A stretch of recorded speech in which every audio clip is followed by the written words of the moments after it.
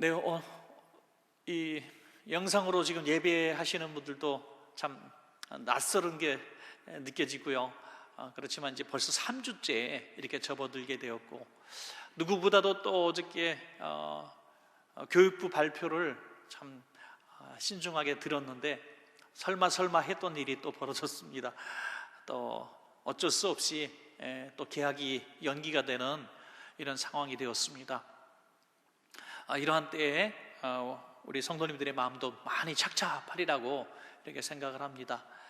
하지만 이런 상황에 또 우리가 어떻게 하나 걱정하는 것이 아니라 빨리 이렇게 또 우리가 적응하고, 또 여기서 우리가 할 수 있는 최선을 다해서 새벽 예배를 못 드리지만 집에서 일어나서 또 성경도 보시고, 또 수요 예배에 뜨겁게 부르짖어 통성으로 교회 예배당 안에서처럼 기도하지 못한다 할지라도 그래도 좀 이렇게 같이 기도해 보시기도 하고, 또 주중에 했던 모든 목요 기도회라든지 전도대회라든지 어머니 기도회, 큐티방 모임, 또 구역 예배, 정말 갖가지 모임들을 우리가 참여하지 못해서 너무너무 허전하신 그런 마음들이 있으라고 생각합니다.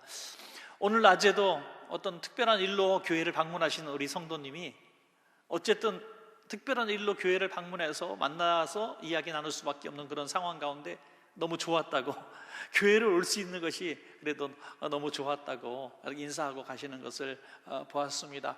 여러분 마음도 사실 교회로 달려오고 싶고 같이 예배하고 싶지만은 오늘도 그럴 수 없는 환경인 거 우리가 너무나 잘 압니다. 누가 우리를 신앙을 예배를 방해해서 또 억압해서 우리가 예배할 수 없는 게 아니라 이건 질병의 문제입니다.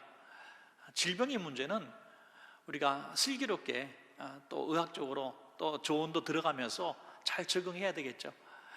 이번에 어려운 교회가 참 많습니다. 우리 노회에서도 제가 지금 노회장으로 섬기고 있는데 노회들이 참 어려운 교회들이 많아요. 농어촌, 또 우리 자립하지 못한 미자립 교회들이 참 많습니다. 그래서 뭘 좀 도울 수 있을까 생각하다가 각 노예별로 어려운 교회들 방역하는 그 기계가 없는 교회들 좀 알아보라 그래서 알아봤더니 한 30교회가 정도 알아봐서 오늘 그리고 또 이번 주 중에 마저 다 이제 배분을 하게 되는데 너무들 좋아하더라고요. 방역기와 소독약을 받아서 교회에서 막 뿌리고 계신 모습 사진도 보내주고 참 감사하는 것 같더라고요. 이런 상황 가운데서 우리가 할 수 있는 일이 무엇인가, 이렇게 또 적응해가면서 우리가 이 시간을 보내는 것도 또 우리가 하나님이 주신 기회들을 잘 선용하는 것이 아닌가 이렇게 생각합니다. 그 방역기를 받은 어떤 성도님이 이렇게 저한테 글을 보냈습니다. 소독약 방역기 주셔서 너무 고맙습니다. 잘 뿌리고 있습니다. 소금물은 절대 안 뿌리겠습니다. 이렇게 뭔 말인지 아시나요? 며칠 전에 참 우리 그런 일이 있어서는 안 된다 하고 전국 교회들이 마음 졸이고 있었던 사건들이 이렇게 터질 때마다 참 마음이 답답하고 그렇습니다. 하지만 후회한들 어떻게 하겠습니까? 그분 너무나 후회하고 입이 100개라도 말을 할 수 없다 그러는 상황들이 또 이렇게 또 드러날 때마다 참 우리의 신앙과 이런 상식적인 삶에 대해서 참 너무 괴리 있게 살아가는 그런 분들을 참 많이 봅니다. 여러분 오늘 말씀을 통해서 우리가 이런 시간, 특별히 이런 시간들을 통해서 우리가 어떻게 대처해야 되는가 하는 이 말씀을 통해서 한번 은혜를 나누기를 원합니다. 지금 어느 상황보다도 우리는 하나님을 더 간절히 찾고 또 바라봐야 될 때인 줄로 믿으시기 바랍니다. 하나님을 더 간절히 찾고 바라야 합니다. 정품과 진품과 그 짝퉁이 있잖아요. 그죠? 진품과 짝퉁이 있어요. 평소에는 몰라요. 잘 드러나지 않아요. 그러나 신앙인도 명품 신앙, 진품 신앙이 있고 짝퉁 신앙이 있어요. 평범할 때 아무 환난과 핍박과 그런 시험의 연단이 없을 때는 그 누구도 알 수가 없습니다. 그런데 어떤 불같은 연난과 시험을 통과할 때에 진짜 성도와 또 가짜 성도가 다 구별이 나는 것입니다. 저는 한편 염려도 조금 되는 부분이 있어요. 그것은 믿음으로 자라나기 전에 있는 성도들, 조금만 더 신앙 안에서 말씀 듣고 예배 드리고 하면 신앙이 조금 더 자랄 것 같은 성도들이 이렇게 예배를 같이 드리지 못해서 예배를 소홀히 여기게 되고 인터넷 예배도 안 드리게 되고, 이래서 다시 신앙을 가지려고 했던 마음이 식어질까 봐, 그래서 또 멀어질까 봐 사실 염려하는 부분은 있습니다. 그러나 또 한편 기대하고 있는 것은 뭐냐면 진짜 신앙인들이 드러나게 되는 거예요. 말세의 핍박과 환난이 아님에도 불구하고 이런 사건들을 통해서, 이런 시간들을 통해서 진짜 신앙이 드러나게 되는 거예요. 우리의 신앙은 보이지 않는 하나님을 믿는 신앙입니다. 보이지 않는 신앙, 하나님과 나와의 관계 속에서 진짜 신앙, 가짜 신앙이 드러난다고 하는 것입니다. 이런 신앙들을 통해서 우리는 하나님을 바라보는 영적인 뜨거움과 영적인 눈이 더 열리게 될 줄로 믿습니다, 여러분. 눈은 참 감정, 지식, 또 어떤 의사표시, 이런 것들을 눈을 통해서 우리는 할 수 있어요. 그러나 육신의 눈으로는 절대로 할 수 없고 볼 수 없는 게 있는데 바로 영의 눈입니다. 영적인 눈, 하나님을 바라볼 수 있는 영적인 눈은 우리의 노력이나 의지로 절대로 볼 수 없는 눈입니다. 하나님은 영이시니 영의 눈으로밖에 볼 수가 없다는 것입니다. 요즘에 하도 이단, 사이비 이런 것들이 방송에서 계속 나와서 막 우리를 고통스럽게 만들고 참 우리 난처하게 만드는 이런 일들이 너무너무 많아요. 그렇지만 우리가 믿는 하나님에 대해서, 우리가 영적으로 하나님을 인격적으로 볼 수 있고 만날 수 있다면 우리의 신앙은 절대로 흔들리지 않을 수가 있습니다. 하나님을 영적인 눈으로 인격적인 만남, 대면을 통해서 우리는 보아야 합니다. 성령이 하시는 일은 우리가 육신의 눈으로 볼 수 없어요. 영의 눈으로 보고 깨달아진다는 겁니다. 바람이 지나갈 때 나뭇잎이 샥 흔들리는데 바람은 보이지 않아요. 하지만 저게 바람이 지금 지나가고 있구나, 그걸 육신의 눈으로 우리는 분별할 수 있습니다. 마찬가지로 영적으로 성령님이 하시는 일, 하나님이 하시는 일은 육신의 눈으로는 볼 수 없지만 영의 눈으로 보면 이것은 하나님이 하시는 일이구나, 하나님이 지금 이곳에 역사하시고 계시는구나 하는 것을 우리는 알 수가 있습니다. 우리는 지금 모니터로 예배를 드리고 또 이곳에서 우리 예배위원과 최소위원은 예배를 드리고 있지만 우리가 이곳과 그곳에 예배하는 그 자리에 우리 성령님이 계신 것을 우리가 마음의 문을 열어서 영의 눈으로 보면은 보일 수가 있다는 것입니다. 하나님이 이 환난의 때에 우리와 함께하고 계시는 것입니다.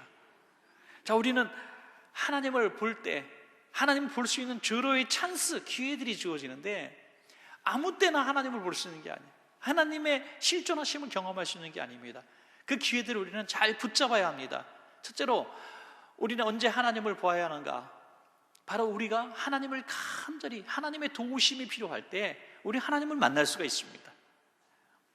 오늘 본문 시편 121편 1절과 2절을 보시면, 내가 산을 향하여 눈을 들리라. 나의 도움이 어디서 올까? 나의 도움은 천지를 지으신 여호와에게서로다 했습니다. 내가 눈을 들어서 산을 바라봅니다. 예루살렘을 둘러싼 많은 또 작은 산들, 언덕 같은 산들이 많이 있었죠. 그러나 여기서 말하는 산들은 뭐냐면 이 예루살렘 주변에 있는 수많은 강대국들, 또 우리 개인적으로 볼 때 우리를 도울 수 있는 어떤 힘이 있는 그런 세력들을 말하고 있습니다. 그것들을 쭉 시인이 바라보는 거예요. 바라보면서 과연 나를 도와줄 산 같은 존재는 누구일까? 그러면서 시인은 또 고백하죠. 아니야. 어떤 그 누구도 나를 도울 수 없어. 나를 도울 수 있는 분은 저 산이 아니라 저 산을 창조하신 여호와 하나님밖에 없어 라고 깨닫는 것입니다. 여러분, 결국 하나님의 손에 이 모든 우주 만물, 생사하고 국가와 왕들이 주님의 손 안에 있다는 것을 믿습니다. 여러분, 그러므로 지금 이런 코로나, 이런 사태나 이런 상황들이 사실 인간들의 죄악일 수도 있고 또 어떤 하나님의 섭리 가운데서 이루어지는 일일 수도 있지만 우리는 분명히 하나는 믿습니다. 우리는 전혀 왜 이런 일이, 이걸 다 찾는 것이 아니라 우리가 할 수 있는 것은 하나님이 하시는 일들 가운데 우리가 어떻게 해야 되는가, 그것이 중요한 거죠. 원인과 문제를 찾아서 뭐 하겠어요? 그 찾아서 해결할 것이 아니라 우리 해결할 수가 없기 때문에 이런 모든 것들을 결국 통치하시고 다루실 수 있는 하나님을 바라보면서 하나님이 나에게 주시는 음성에 귀를 기울이고 내가 이런 때를 어떻게 살아가야 하는가, 어떻게 이 시기를 내가 지나가야 하는가, 이것이 우리가 할 수 있는 유일한 일이라는 것입니다. 여러분, 의지가 강한 사람, 또 자기를 너무 지나치게 신뢰하는 사람들이 참 예수님 믿기 어려운 것 같아요. 그런 사람들이 언제 하나님 앞에 꼬꾸라질 수밖에 없는가? 자기가 믿고 신뢰했던 모든 상식, 경험, 실력, 주변의 권세들이 다 몰락하고 무너질 때 비로소 하나님 앞에는 주여 천부여 의지 없어서 어떻게 하고 온다고요? 손 들고 옵니다. 항복한다는 거예요. 항복. 우리가 찬양도 있잖아요. 부셔져야 하리, 더 많이 부셔져야 하리. 그냥 말로 해야 되는데 노래하니까 표현이 잘 안 되네. 하여튼 더 많이 깨지고 더 많이 부셔지고 돌덩이가 모래가 되고 가루가 되어야 비로소 하나님을 찾는 어리석은 인생이 너무 많아요.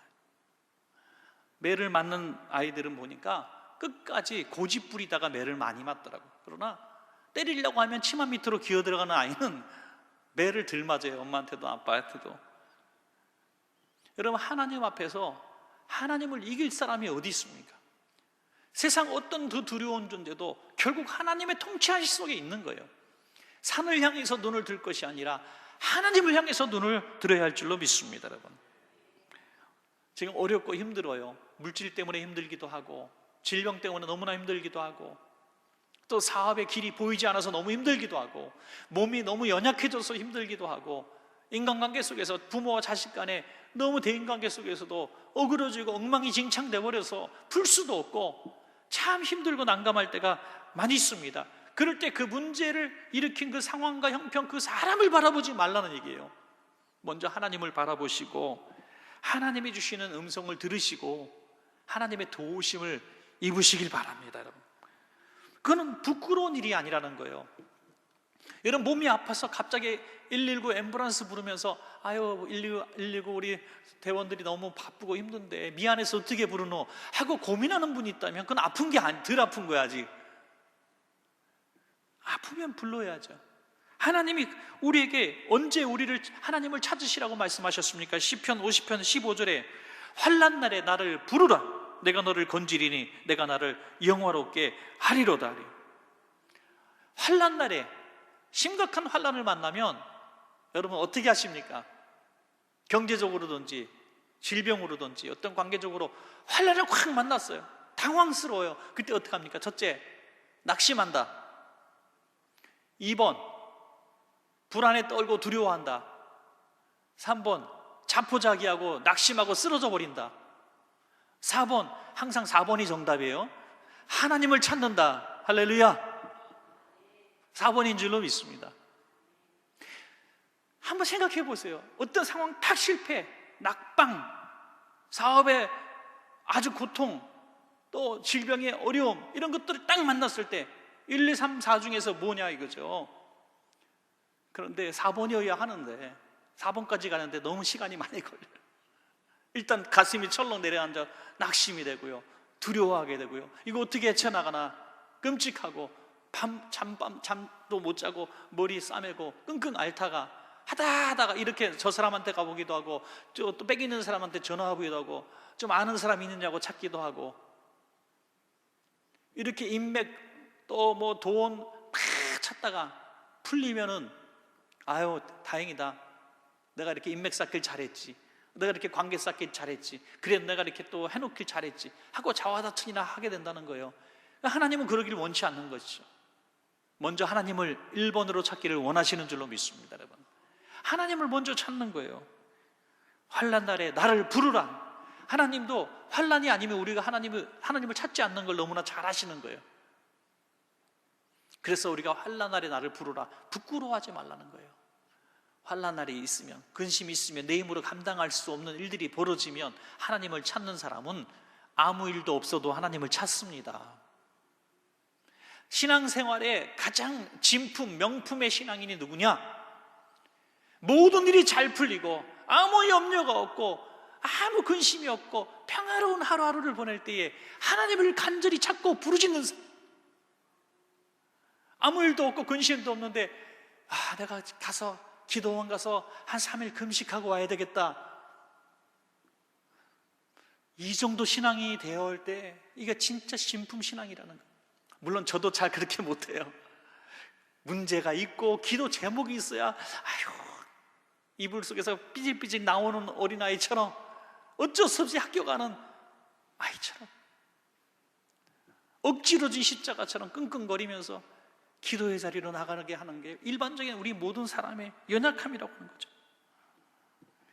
이스라엘 백성들이 가나안 땅을 정탐하고 40일 동안 정탐하고 돌아왔을 때 그 똑같은 상황을 얘기했어요. 긍정적인 소식과 부정적인 소식을 같이 전했어요. 그러나 백성들은 부정적인 소식에 귀가 너무 크게 열리는 거예요. 그래서 울고 원망하면서 낙심하고 좌절했어요. 딱 희망적인 메시지, 여호수아와 갈렙만, 하나님께서 이 땅을 우리에게 주셨다, 이 풍요로운 땅을 주셨다, 하나님이 함께 하시니 승리할 거다, 이렇게 선포했다는 거죠. 결국 그 믿음의 두 사람만 가나안 땅에 들어간 것을 우리는 너무나 잘 압니다. 똑같은 상황, 똑같은 형편인데 왜 누구는 긍정적인 면을 바라볼 수 있었고 왜 대다수는 부정적인 면을 바라보았는가? 육신의 눈으로 바라본 사람과 영의 눈으로 바라본 사람의 극명한 차이라고 하는 거죠. 똑같은 상황인데 눈을 열어서 하나님을 바라본 사람은 여호수아, 갈렙이었다는 거예요.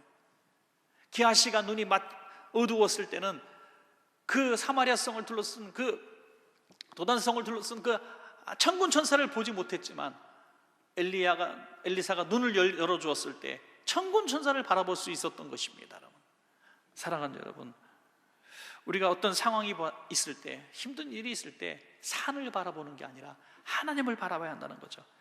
참 감사한 말씀이 하나 있는데요, 고린도전서 10장 13절이에요 우리가 환난이 올 때마다 이 구절을 한 번씩 암송하는 게 너무 좋은 것 같아요. 한번 같이 읽어볼까요? 시작.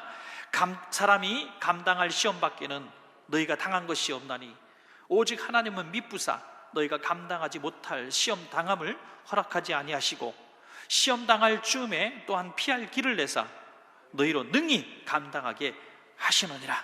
아멘. 지금 우리가 감당하기 너무너무 어려운 일들을 지금 지내고 있는 분들도 계실 거예요. 그게 얼마나 힘들고 감당할 수 있는 그 한계를 얼마나 뛰어넘었는지 각자의 형편은 저는 알 수가 없습니다. 그러나 이 말씀은 우리 모두에게 주신 말씀이에요. 어떤 분은 이렇게 얘기해요. 하나님은 왜 이렇게 다른 사람이 겪지 않는 고난이 나에게 많이 허락하셨는가, 이렇게 굉장히 괴로워하는 분도 많이 계세요. 그럼 저는 가장 빠른 어떤 위로의 메시지는 이렇게 드릴 수밖에 없는 거예요. 집사님이 다른 분보다 그걸 감당할 수 있는 분이기 때문이에요 라고 이야기할 수밖에 없어요. 우리 권사님이, 장로님이 그걸 감당할 수 있는 수준의 사람이기 때문에 하나님이 허락하신 거예요. 감당할 수 있는 만큼만 주신다는 거예요. 그리고 정말 감당할 수 없게 되면 피할 길을 내어주신다는 거예요. 사랑하는 여러분, 그렇기 때문에 우리가 해결할 수 있는 유일한 분은 그 하나님만 바라보는 거, 하나님을 통해서 이 일을 해결하는 방법밖에 없습니다. 시편 146편 3절부터 5절까지 보면 귀인들을 의지하지 말며 도울 힘이 없는 인생도 의지하지 말지니 그의 호흡이 끊어지면 흙으로 돌아갔어. 그날에 그의 생각이 소멸하리로다. 야곱의 하나님을 자기의 도움으로 삼으며 여호와 자기 하나님에게 자기의 소망을 두는 자는 복이 있도다. 사업하시는 분들도, 어떤 정치를 하시는 분도, 뭐 어떤 일도, 아니 평범한 일을 직장생활 하는 분들도 정말 인맥을 위해서, 사람 줄 타기 위해서 내가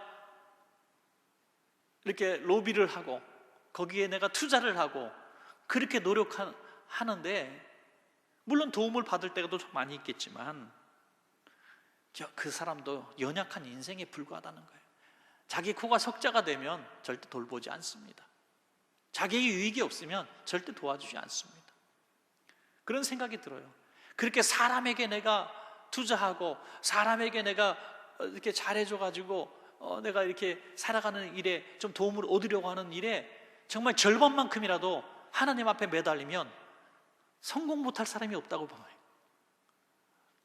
하나님께서 자기의 도움으로, 하나님을 자기의 도움으로 삼고 하나님에게 자기의 소망을 두라. 이게 얼마나 멋있는 말이에요. 한번 자세히 들어보세요. 하나님을 자기의 도움으로 삼고 하나님에게 자기의 소망을 두라. 비슷한 말 같지만 좀 차이가 나는 거죠. 내가 도움이 필요할 때 하나님 도와주세요 하고 내 마음은 늘 하나님 앞에 소망을 두고 살아가는 그 믿음의 사람, 이 귀한 성도가 바로 하나님의 도우심을 받는 성도가 될 줄로 믿습니다. 또한 두 번째는 하나님의 위로가 필요할 때, 하나님의 위로가 필요할 때 하나님을 바라보라. 시편 128편 5절부터 우리 7절까지 한번 같이 읽겠습니다. 시작. 여호와는 너를 지키시는 이시라. 여호와께서 내 오른쪽에서 내 그늘이 되시나니 낮의 해가 너를 상하게 하지 아니하며 밤의 달도 너를 해치지 아니하리로다. 여호와께서 너를 지켜 모든 환난을 면하게 하시며 또 내 영혼을 지키시리로다. 아멘. 참 이 얼마나 확신이 있는 말. 이스라엘 백성이 포로 생활하다가 바벨론에서 이제 예루살렘으로 갑니다. 그 길이 결코 쉬운 길은 아니에요. 오늘 함께 읽으신 시편은 바벨론 포로기에 있던 백성들이 이제 다시 조국으로 귀환하면서 지은 시다, 이렇게 하는 이야기들이 있습니다. 광야를 지나야 돼요. 그리고 노예 생활하던 그들이 무슨 힘이 있습니까? 무슨 권력이 있고 무슨 재물이 있겠어요? 다 오합지졸처럼 이 위험한 곳을 지나가야 되는데 도적대도 만나죠, 험한 길도 만나죠, 사막에 내리쬐는 태양도 만나죠. 어떻게 그 길을 갈까? 지금처럼 무슨 교통편이 좋은 데가 아니라 다 걸어서 가야 되니까 얼마나 고달픈 길이겠습니까? 그때 이렇게 고백하는 거예요. 여호와 하나님은 당신을 지키시는 하나님이십니다. 두려워하지 마십시오. 내 태양이 장렬하는 그 아침엔 또 낮에는 정오에는 하나님께서 내 우편에서 내게 그늘이 되어 주실 것입니다. 낮의 해가 너를 상하게 하지 않고 밤의 달도 너를 해하지 않을 겁니다. 낮과 밤 24시간 하나님께서 너를 지켜 환난을 면하게 하실 뿐 아니라 내 영혼도 지키실 것입니다. 얼마나 위로가 되는 메시지입니까? 여러분, 지금 어려운 때를 만나고 정말 어려운 때를 만났다고 하지만 하나님께서 피할 길을 내어주시고 결국 이때도 지나가게 하실 것입니다. 더 어려운 때도 다 지나지 않았어요? 다 힘들 때니까 차라리 난 것 같아요. 다 잘 된다고 하는데 나만 힘들 때도 있잖아요. 그런데 지금 다 힘들어요. 다 힘들어.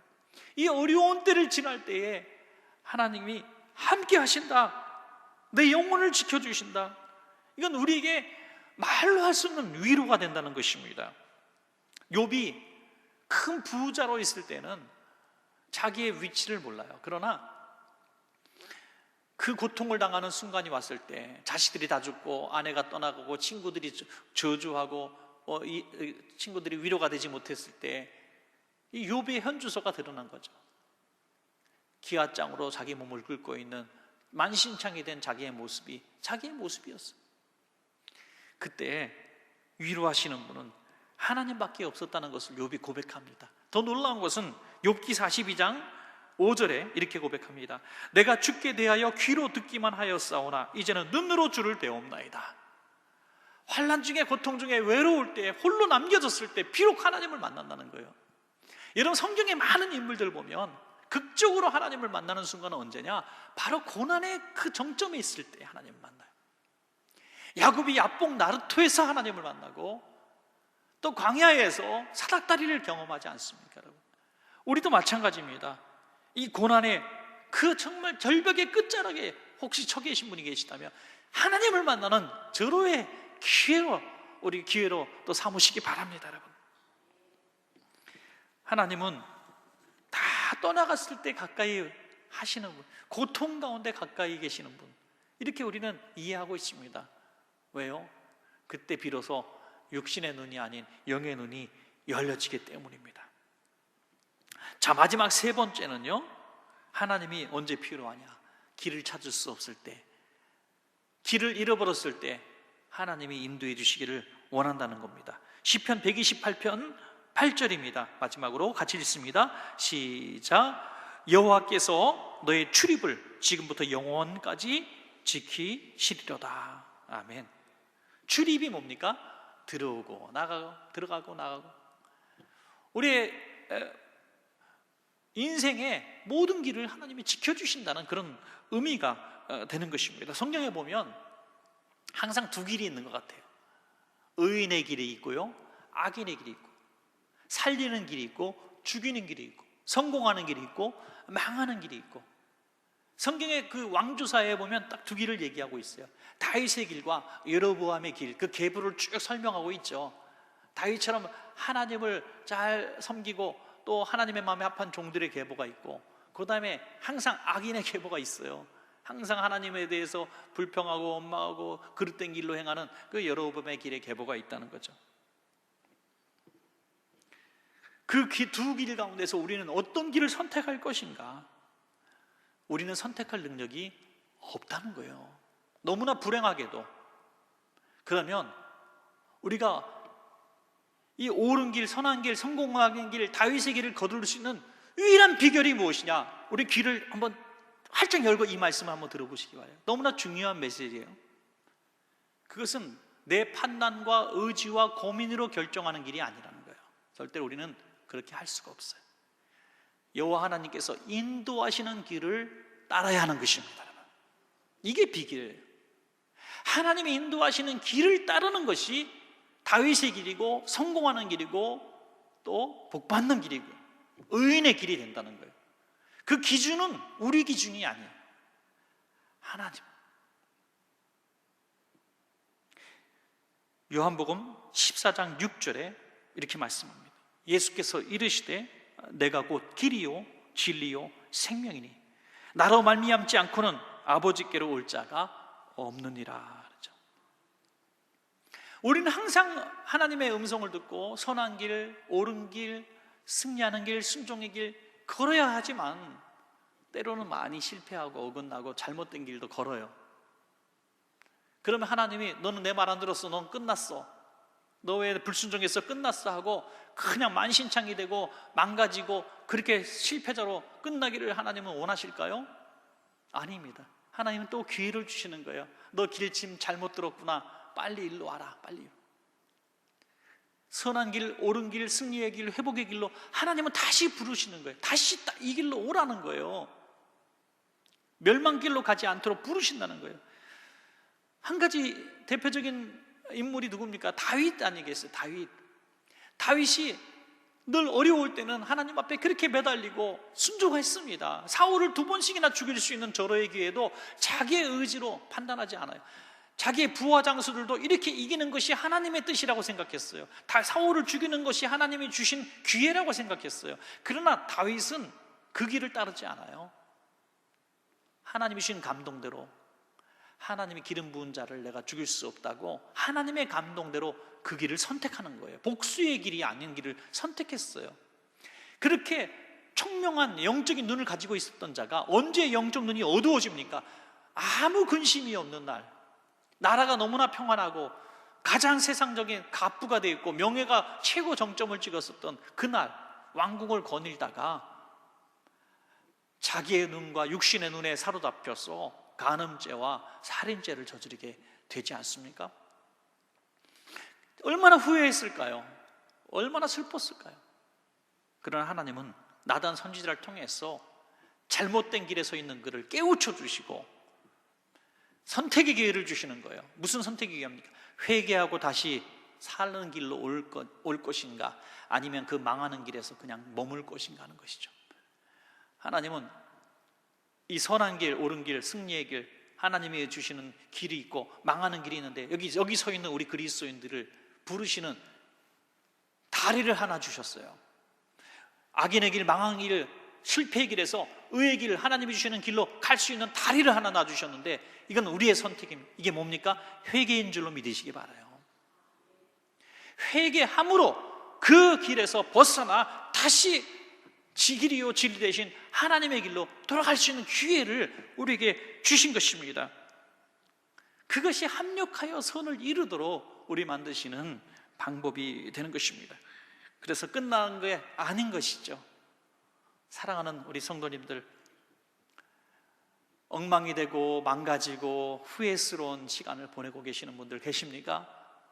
내가 그때 이렇게 했어야 되는데, 내가 그때 그 길을 놓쳤네. 막 괴로워하는 분들이 있습니까? 그때 내가 그렇게 죄진 것이 너무나 가슴 아픈 분들이 있습니까? 아닙니다. 오늘 설교를 듣고 있는 여러분, 지금 듣고 있는 이 시간이 있다는 것은 그 기회가 있다는 거예요. 회개하심으로 이제 길이요 진리 되신 예수님께 돌아가시기 바랍니다. 그래서 이제는 남겨진 시간들은 오직 다윗의 길, 승리의 길, 성공의 길, 주님께서 인도하시는 그 길을 걷는 영적인 눈이 활짝 띄어져서 그 주님만 바라볼 수 있는 성도님들 되시기를 주의 이름으로 축복합니다.